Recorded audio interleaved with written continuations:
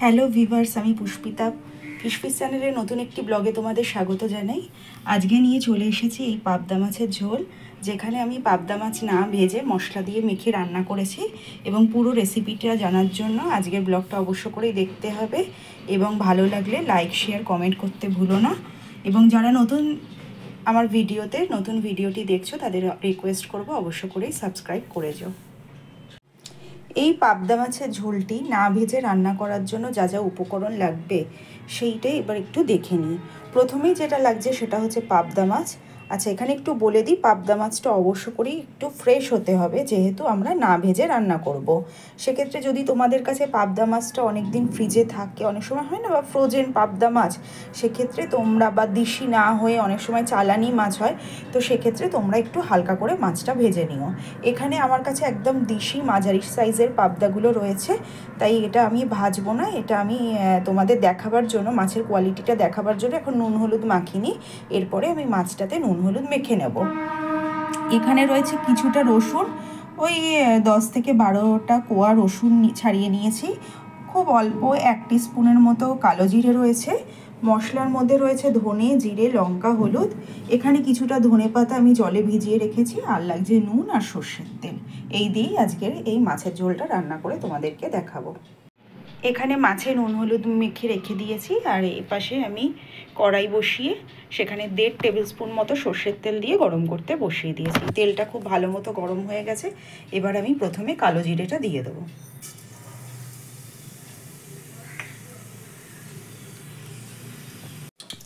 কালো জিরেটাও গরম হয়ে গেছে। এবার আমি দিয়ে দেবো সব রকমের মশলাগুলো আমি আজকে জলে ভেজাইনি, কারণ এই মশলাগুলো একটু শুকনো তেলের উপরে ভাজতে হবে, যাতে খুব সুন্দর করে জিরে ধনে ভাজার একটা গন্ধ বের হয়।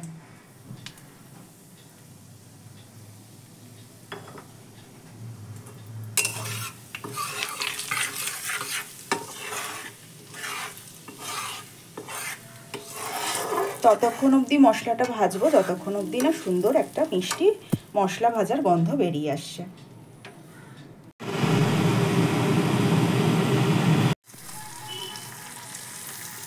মশলাটা ভালো করে ভাজা ভাজা হয়ে যাওয়ার পরে ওর মধ্যে আমি দিয়ে দিয়েছি মাছগুলো একটু এই পাশটা ভাজা হলে তারপর উল্টে দিয়ে ওই পাশটা করে দেবো।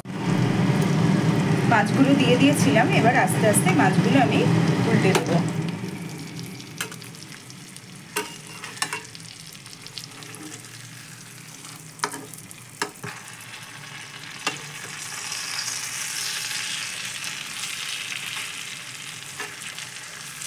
খুব হালকা হাতে করতে হবে, নাহলে ভেঙে যেতে পারে।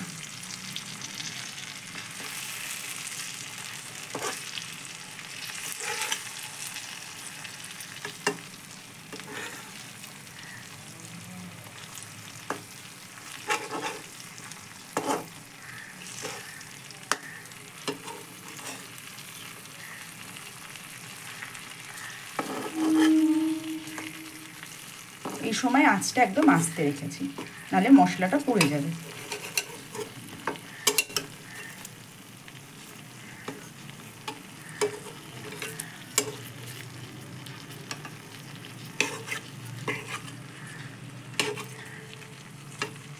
মশলার মধ্যেই সব মাছগুলো আবার উল্টে দিয়েছি।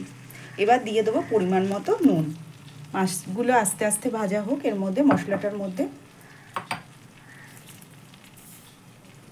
যেহেতু মাছে নুন দিয়ে রেখেছিলাম, তো সেই মতো বুঝে নুন দিতে হবে। তো আমি এতটুকু নুনই ফার্স্টে দিচ্ছি, পরে টেস্ট করে দেখে নেব, যদি লাগে অ্যাড করে দেবো। এবার এটা আর একটু ভাজা ভাজা হোক, তারপর আমি এর মধ্যে পরিমাণ মতো জল অ্যাড করব। মাছটা খুব ভালো করে ভাজা হয়ে গেছে, এবার দিয়ে দেবো 1 কাপ মতো জল। মশলাটা ভাজা হওয়ার জন্য খুব সুন্দর একটা গন্ধ বেরিয়েছে, আর রঙটাও খুব সুন্দর হয়ে গেছে। এবার ভালো করে ফুটিয়ে আমি রসুন আর ধনে পাতাটা দেবো। এদিকে ঝোলটা খুব ভালো করে ফুটে গেছে, মাছটাও একদম সেদ্ধ হয়ে গেছে। পাবদা মাছ খুব নরম মাছ, এবং অল্প সেদ্ধ হলেই হয়ে যায়। তো এই সময় আমি যে রসুনটা বেটে রেখেছি, দেখো রসুনটা আমি একটা ছোটো হামাল দিস্তার মধ্যে কুটে নিয়েছি। খুব মিহি করে পেস্ট করিনি, এরকমই আধা বাটা মতো করে নিয়েছি। নিয়ে এইটা এখন দিয়ে দেবো এই অবস্থাতে। তোমাদের যদি এখানে একটু হালকা কাঁচা রসুনের গন্ধ বেরোবে, যদি তোমাদের কাঁচা রসুনের গন্ধ ভালো না লাগে সেক্ষেত্রে তোমরা তেলের উপরে কালো জিরেটা দেওয়ার পরে রসুনটা একটু ভেজে নিতে পারো। কিন্তু এই ঝোলের আসল স্বাদ হচ্ছে এই পরেই রসুনটা দেওয়াতে। রসুন আর ধনেপাতা আর এই ভাজা মশলার গন্ধ মিলে খুব সুন্দর খেতে হয়ে যাবে।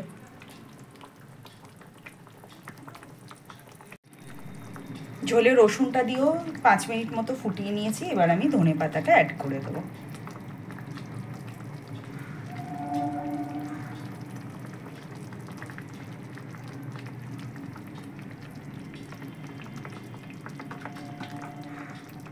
এইবার একটু ঢাকা দিয়ে 2-5 মিনিট রেখে আমি নামিয়ে নেব ঝোলটা। রেডি হয়ে গেছে আমার কাঁচা পাবদা মাছের ঝোল।